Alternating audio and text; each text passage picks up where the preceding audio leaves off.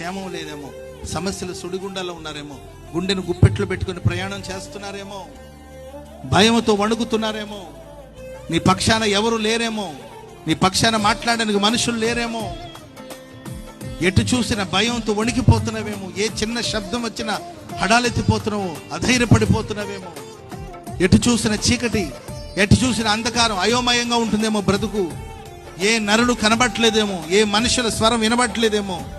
అధైర్యపడదండి, దేవుడు నిన్ను కనికరిస్తాడు. అది 2 రోజులు కానీ, 2 వారాలు కానీ, 2 నెలలు కానీ, ఓ రోజు రాబోతుందండి, ఒక నిర్ణయం కాలం రాబోతుంది. ఆ రోజు ధైర్యంగా నీవు నిలబడబోతున్నావు. నీ వెనకల ఒక గొప్ప సైన్యం నిలబడబోతుంది. గొప్ప గొప్ప ఆశీర్వాదాలతో ప్రభు నిన్ను నింపబోతున్నాడు. గొప్ప సమృద్ధితో దేవుడు నింపబోతున్నాడు.